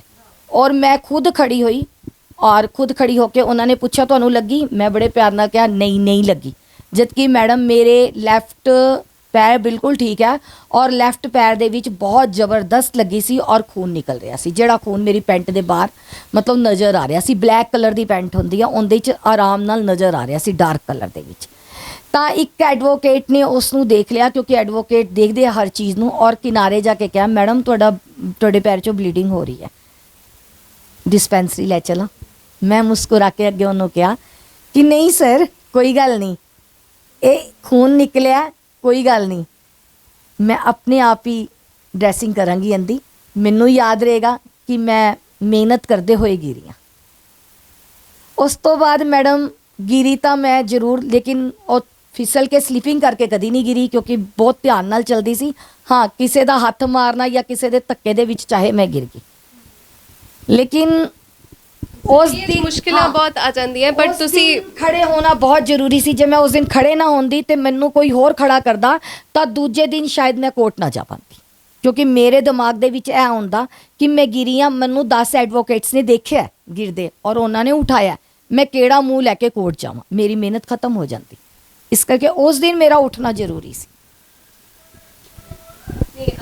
ਦਿਸ ਵਾਸ ਵੈਰੀ ਇਨਸਪਾਇਰਿੰਗ। ਕਦੀ ਆਪਾਂ ਗਿਰਦੇ ਹਾਂ ਤਾਂ ਅਸੀਂ ਸਹਾਰਾ ਲੱਭਣ ਲੱਗ ਪੈਂਦੇ ਆ ਜਾ ਬਈ ਤੂੰ ਮੈਨੂੰ ਉਠਾ ਦੇ, ਤੂੰ ਮੈਨੂੰ ਚੱਕ ਦੇ, ਬਟ ਬਿਲਕੁਲ ਸਹੀ ਕੀਤਾ ਤੁਸੀਂ ਉਸ ਵਕਤ, ਤੇ ਉਹ ਉਸ ਚੀਜ਼ ਨੇ ਤੁਹਾਨੂੰ ਚਲਦਾ ਵੀ ਰੱਖਿਆ ਜੀ। ਇਹ ਬਹੁਤ ਜ਼ਰੂਰੀ ਹੈ ਜ਼ਿੰਦਗੀ ਵਿੱਚ, ਜੇ ਤੁਸੀਂ ਕੁਝ ਠਾਣ ਲਓ। ਡਰੈਸਿੰਗ ਵੀ ਕਰ ਲਈ ਤਾਂ ਕੋਈ ਪ੍ਰੋਬਲਮ ਵੀ ਨਹੀਂ ਆਈ, ਖਤਮ ਹੋ ਗਿਆ। ਕੋਈ ਅਜਿਹੇ ਕੇਸ ਜ਼ਿੰਦਗੀ 'ਚ ਲੜੇ ਹੋਣ ਜਿੱਥੇ ਬੜਾ ਮਾਣ ਮਹਿਸੂਸ ਹੋਏ ਕਿ ਹਾਂ ਮੈਂ ਇਸ ਦੀ ਮਦਦ ਕੀਤੀ, ਮੈਂ ਇਹ ਕੇਸ ਲੜਿਆ, ਤੇ ਮੈਨੂੰ ਉਸ ਚੀਜ਼ ਤੇ ਬੜਾ ਮਾਣ ਮਹਿਸੂਸ ਹੁੰਦਾ ਕਿ ਮੈਂ ਕਿਸੇ ਦੇ ਕੰਮ ਆਈ? ਹਾਂਜੀ ਮੈਮ, ਮਦਦ ਕੀਤੀ ਤਾਂ ਕੌਣ ਆ, ਮੈਂ ਮਦਦ ਕਰਨ ਵਾਲੀ ਕੋਈ ਹਸਤੀ ਨਹੀਂ ਆ। ਰੱਬ ਦੀ ਸ਼ਕਤੀ ਜੋ ਮੈਨੂੰ ਕਰਾ ਰਹੀ ਹੈ ਮੈਂ ਕਰ ਰਹੀ ਹਾਂ। ਰੱਬ ਦੀ ਸ਼ਕਤੀ ਨੇ ਹੀ ਮੈਨੂੰ ਐਡਵੋਕੇਟ ਬਣਾਇਆ। 15 ਸਾਲ ਬਾਅਦ ਐਡਵੋਕੇਟ ਬਣਨਾ ਹੀ ਇੱਕ ਆਪਣੇ ਆਪ ਵਿੱਚ ਬੜਾ ਵੱਡਾ ਚੈਲੰਜ ਸੀ, ਔਰ ਜਿਹੜੇ ਸਰਕਮਸਟੈਂਸਿਸ ਵਿੱਚ ਮੈਨੂੰ ਐਡਵੋਕੇਟ ਰੱਬ ਨੇ ਬਣਾਇਆ, ਰੱਬ ਨਾ ਕਰੇ ਕਿਸੇ ਦੁਸ਼ਮਣ ਦੀ ਜ਼ਿੰਦਗੀ 'ਚ ਵੀ ਐਵੇਂ ਦਾ ਮੋੜ ਆਏ। ਮੇਰਾ ਫਸਟ ਕੇਸ ਸੀ CRPC 133 ਦੇ ਰਿਗਾਰਡਿੰਗ, ਮੈਂ ਕੀਤਾ ਸੀਗਾ ਪਬਲਿਕ ਨਿਊਸੈਂਸ। ਉਹਨਾਂ ਦੀ ਫਾਈਲ ਹੈ ਜੈਪਾਲ ਵਰਸਿਸ PSPCL, ਮੈਂ ਉਹਨਾਂ ਦਾ ਨਾਮ ਵੀ ਲੈ ਰਹੀ ਹਾਂ ਕਿਉਂਕਿ ਮੈਂ ਇਜਾਜ਼ਤ ਲੈ ਲਈ ਹੈ ਉਹਨਾਂ ਕੋਲ। ਔਰ ਉਸ ਕੇਸ ਦੇ ਵਿੱਚ ਮੈਡਮ ਪਬਲਿਕ ਨਿਊਸੈਂਸ ਦੇ ਅਕੋਰਡਿੰਗ SDM ਦੇ ਆਰਡਰ ਹੋ ਚੁੱਕੇ ਸੀ, ਹੋ ਚੁੱਕੇ ਸੀ 3 ਸਾਲ ਹੋ ਗਏ ਹੈ। ਤਾਂ ਉਹਦੇ ਵਿੱਚ ਟਰਾਂਸਫਾਰਮਰ, ਉਹਨਾਂ ਦੀ 25 ਗੱਜ ਜਗ੍ਹਾ ਦੇ ਘਰ ਬਣਿਆ ਹੋਇਆ, ਉਹਦੇ ਬਾਹਰ ਬਹੁਤ ਵੱਡਾ 200 kV ਦਾ ਟਰਾਂਸਫਾਰਮਰ ਲੱਗਾ ਹੋਇਆ। ਉਸ ਟਰਾਂਸਫਾਰਮਰ ਨੂੰ ਉਤਰਵਾਉਣ ਲਈ ਬਹੁਤ ਸਾਰੀ ਮਿਹਨਤ ਕਰਨੀ ਪਈ। ਉਹ ਬੰਦਾ ਵੀ ਇੱਕ ਲੇਬਰ ਕਲਾਸ ਦਾ ਵੈ, ਤੇ RTIਆਂ ਵੀ ਬਹੁਤ, ਰਾਈਟ ਟੂ ਇਨਫੋਰਮੇਸ਼ਨ ਐਕਟ 2005 ਦਾ ਵੀ ਸਹਾਰਾ ਲੈਣਾ ਪਿਆ। ਲੈ ਦੇ ਕੇ ਉਹ SDM ਦੇ ਆਰਡਰ ਦੇ ਅਕੋਰਡਿੰਗ, ਪਬਲਿਕ ਨਿਊਸੈਂਸ ਦੇ ਅਕੋਰਡਿੰਗ, SDM ਅਮਰਜੀਤ ਸਿੰਘ ਬੈਸ ਜੀ ਨੇ ਫੈਸਲਾ ਕਰਤਾ ਕਿ ਇਸ ਨੂੰ 100 kV ਦਾ ਕਰ ਦਿਓ, ਕਿਉਂਕਿ ਉਹ ਪਬਲਿਕ ਨਿਊਸੈਂਸ 133 ਇਹ ਕਹਿੰਦੀ ਹੈ ਕਿ ਕੋਈ ਅਗਰ ਹਿਊਮਨ ਬੀਇੰਗ ਨੂੰ ਪ੍ਰੋਬਲਮ ਆ ਰਹੀ ਹੈ ਤਾਂ ਉਹਨੂੰ ਰਿਮੂਵ ਕੀਤਾ ਜਾਏ। ਬਟ ਮੈਡਮ 3 ਸਾਲ ਹੋ ਗਏ, ਹਜੇ ਤੱਕ ਉਸ ਬੰਦੇ ਦੇ ਟਰਾਂਸਫਾਰਮਰ, ਘਰ ਦੇ 25 ਗੱਜ ਜਗ੍ਹਾ ਦੇ ਬਾਹਰ ਟਰਾਂਸਫਾਰਮਰ ਲੱਗਾ ਹੋਇਆ, ਉਹ ਟਰਾਂਸਫਾਰਮਰ ਰਿਮੂਵ ਨਹੀਂ ਹੋਇਆ, 100 kV ਦਾ ਨਹੀਂ ਹੋਇਆ, ਆਰਡਰ ਹੋਣ ਦੇ ਬਾਅਦ SDM ਦੇ। ਹਾਂ, ਉਹ ਲਗਾਤਾਰ ਬੰਦਾ, ਜਨੂਨ ਨੂੰ ਉਹਦੇ ਸਲੂਟ ਹੈ, ਲਗਾਤਾਰ ਉਹ ਬੰਦਾ ਫਾਈਟ ਕਰ ਰਿਹਾ। ਮੈਂ ਆਪਣੇ ਆਫਿਸ ਵਿੱਚ ਬੈਠੀ ਹੋਈ ਸੀ ਔਰ ਸਾਰੇ ਰਾਸਤੇ ਬੰਦ ਕੀਤੇ ਹੋਏ ਆ, ਕੋਰਟ ਵਿੱਚ ਜਾ ਕੇ ਦੇਖੋ। ਉਹਦਾ ਜਨੂਨ, ਮੈਂ ਦੇਖਿਆ ਉਹ ਪੌੜੀਆਂ ਚੜ੍ਹ ਕੇ ਮੇਰੇ ਆਫਿਸ ਤੱਕ ਆ ਰਿਹਾ। ਮੈਂ ਉਹਨੂੰ ਦੇਖ ਕੇ ਹੈਰਾਨ ਹੋ ਗਈ ਕਿ ਸਾਰੇ ਰਾਸਤੇ ਬੰਦ ਹੈ, ਬੰਦਾ ਕਿਵੇਂ ਮੇਰੇ ਤੱਕ ਆ ਗਿਆ। ਉਹਨੂੰ ਆਸ ਸੀ ਕਿ ਇਹ ਮੈਡਮ ਕੁਝ ਕਰੇਗੀ, ਔਰ ਜਦੋਂ ਮੈਂ ਉਹਨੂੰ ਦੇਖਿਆ ਮੈਂ ਹੈਰਾਨ ਰਹਿ ਗਈ। ਔਰ ਮੈਂ ਉਹਨੂੰ ਪੁੱਛਿਆ ਵੀ ਜੈਪਾਲ ਜੀ ਅੱਜ ਤਾਂ ਰੈਸਟ ਕਰ ਲੈਣਾ ਸੀ, ਤਾਂ ਉਹਦੇ ਅੱਖਾਂ ਦੇ ਵਿੱਚ ਦਰਦ ਦਿਖ ਰਿਹਾ ਸੀ। ਅਸੀਂ ਐਡਵੋਕੇਟ ਆ, ਮੈਂ ਸੱਚ ਕਹਿ ਰਹੀ ਹਾਂ, ਅਸੀਂ ਕਹਿੰਦੇ ਆ ਤੂੰ ਸਾਨੂੰ ਕੇਸ ਲੜਨ ਦੀ ਕਿੰਨੀ ਫੀਸ ਦੇਂਗਾ, ਸੇਜ਼ ਡੈਟ ਵਰਡਸ। ਮੈਂ ਵੀ ਕਿਹਾ ਕਿ ਮੈਨੂੰ ਕਿੰਨੀ ਫੀਸ ਦੇਂਗਾ। ਸ਼ਾਇਦ ਉਹਦੇ ਕੋਲ ਫੀਸ ਨਹੀਂ ਸੀ, ਸ਼ਾਇਦ ਮੇਰਾ ਪਿਛਲਾ ਦਰਦ ਮੈਨੂੰ ਯਾਦ ਆ ਗਿਆ, ਔਰ ਉਹਨੂੰ ਮੈਂ ਕਹਿਤਾ ਕਿ ਕੋਈ ਗੱਲ ਨਹੀਂ, ਆਪਾਂ ਕੇਸ ਲੜਦੇ ਆ, ਬਾਅਦ ਚੋਂ ਕਰ ਲਾਂਗੇ। ਬਟ ਕਿੰਨੇ ਕੋ ਐਡਵੋਕੇਟਸ ਅਸੀਂ ਕਹਿ ਸਕਦੇ ਆ, ਕਿਉਂਕਿ ਅਸੀਂ ਵੀ ਕਮਾਣਾ ਹੈ, ਰੋਟੀ ਖਾਣੀ ਹੈ। ਕਿੰਨੇ ਕੋ ਐਡਵੋਕੇਟਸ ਕਹਿੰਦੇ ਆ ਔਰ ਕਿੰਨੇ ਕੋ ਕਹਿ ਸਕਦੇ ਆ। ਉਸ ਬੰਦੇ ਦਾ ਜਨੂਨ ਔਰ ਉਸ ਬੰਦੇ ਦਾ ਦਰਦ ਮੈਂ ਦੱਸ ਨਹੀਂ ਸਕਦੀ, ਬਿਆਨ ਕਰਨ ਯੋਗ ਨਹੀਂ ਹੈ। ਪਰ ਮੈਂ ਇੱਕ ਕੁਐਸਚਨ ਤੁਹਾਡੇ ਚੈਨਲ ਦੇ ਜ਼ਰੀਏ ਕਰਦੀ ਹਾਂ ਕਿ ਜੇ ਕਿਸੇ ਵੱਡੇ ਸਰਮਾਏਦਾਰ ਬੰਦੇ ਦਾ ਟਰਾਂਸਫਾਰਮਰ ਲੱਗਾ ਹੁੰਦਾ ਔਰ SDM ਆਰਡਰ ਕਰ ਦਿੰਦਾ, ਤੇ ਕਿਆ 3 ਸਾਲ ਉਹਨੂੰ ਸਫਰ ਕਰਨੇ ਪੈਂਦੇ? ਆਈ ਥਿੰਕ ਨੋ।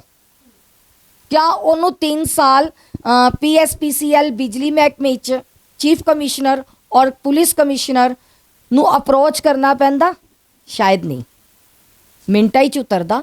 ਔਰ ਕਿਆ ਸੰਜੀਵ ਸ਼ਰਮਾ ਉਸ ਦੇ ਖਿਲਾਫ ਕੇਸ ਕਰਦਾ? ਮਤਲਬ ਉਹ ਟਰਾਂਸਫਾਰਮਰ ਆਰਡਰ ਹੋਇਆ ਜਿੱਥੇ ਲਗਾਉਣ ਲਈ, ਉੱਥੇ ਸੰਜੀਵ ਸ਼ਰਮਾ ਕੋਈ ਬੰਦਾ ਵਾ ਉਸੇ ਇਲਾਕੇ ਦਾ, ਉਹਨੂੰ ਉੱਥੇ ਟਰਾਂਸਫਾਰਮਰ ਜਦੋਂ PSPCL ਜਾਂਦੇ ਆ ਜਾਂ ਪੁਲਿਸ ਕਮਿਸ਼ਨਰ ਜਾਂਦੇ ਆ ਉੱਥੇ ਲਗਾਉਣ ਨਹੀਂ ਦਿੰਦੇ। ਉਹਨਾਂ ਦੇ RTI 'ਚ ਜਵਾਬ ਆਇਆ, PSPCL ਥਾਣੇ ਨੂੰ ਕਰਦਾ ਪਿਆ ਔਰ ਥਾਣਾ PSPCL, ਗੇਂਦ ਸੱਟੀ ਜਾ ਰਹੀ ਹੈ ਇੱਕ ਦੂਜੇ ਵੱਲ।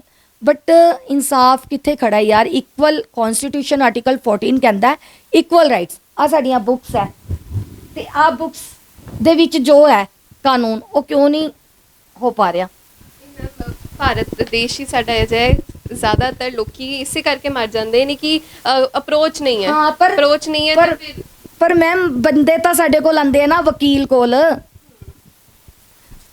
ਹੁਣ ਉਹ ਜੱਜ ਸਾਹਿਬ ਨੇ ਤਾਂ ਇਨਸਾਫ ਠੀਕ ਕਰਤਾ, SDM ਸਾਹਿਬ ਨੇ, ਅੱਗੋਂ ਕਿਉਂ ਨਹੀਂ ਹੋ ਰਿਹਾ?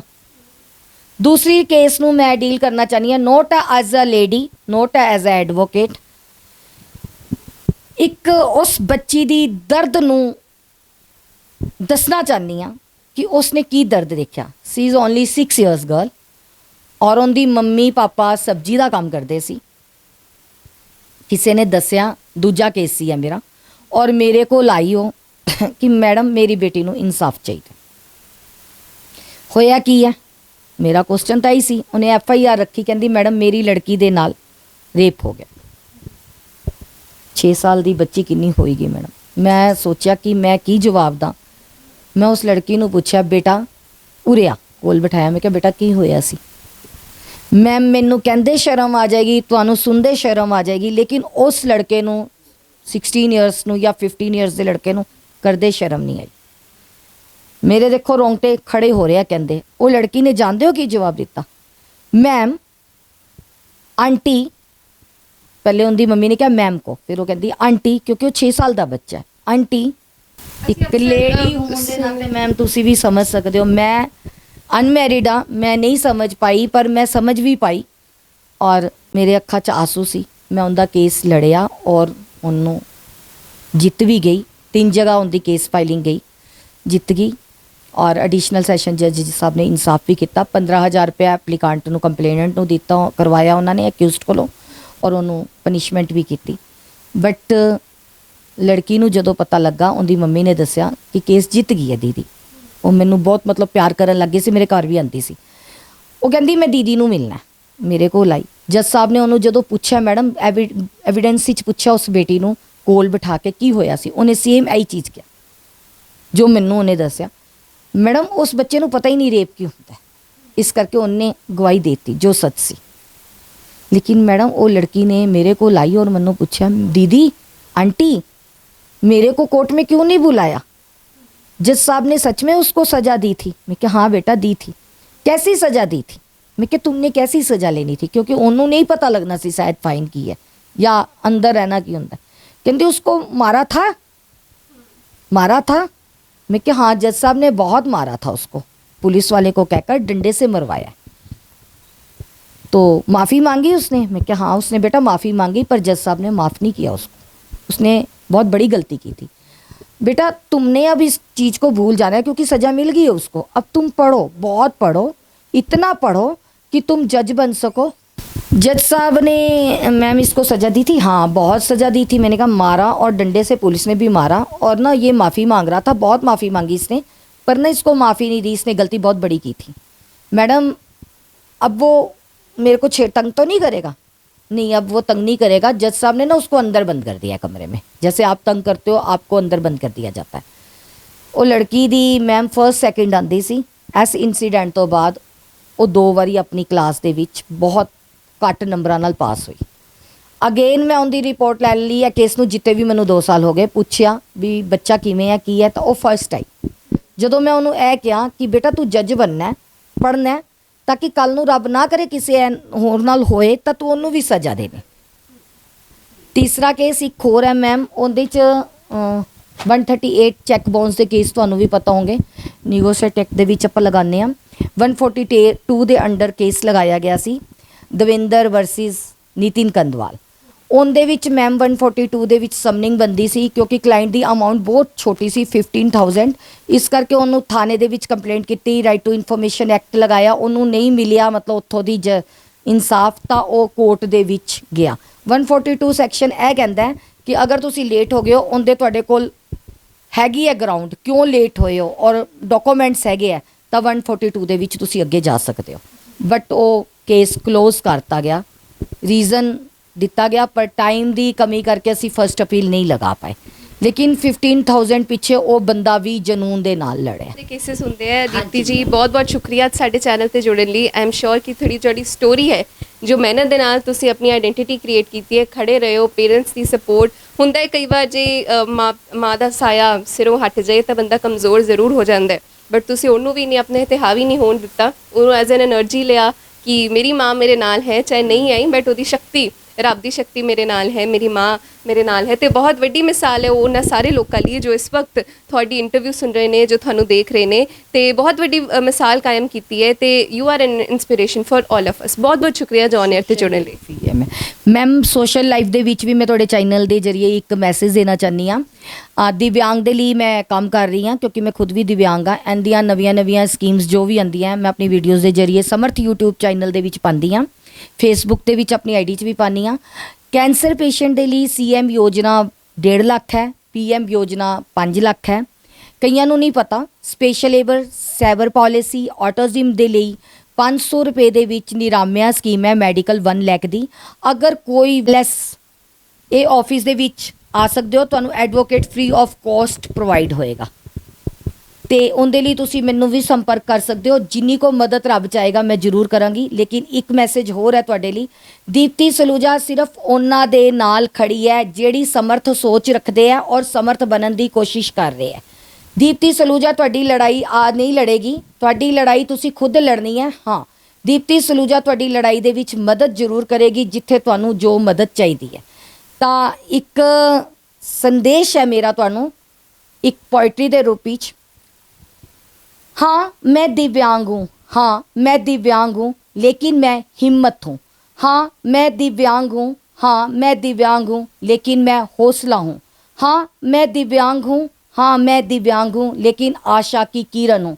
हाँ मैं दिव्यांग हूँ, हाँ मैं दिव्यांग हूँ, लेकिन मैं बहादुर हूँ। मैं बुलंदी हूँ, मैं बुलंदी हूँ और मैं सकारात्मक सोच हूँ।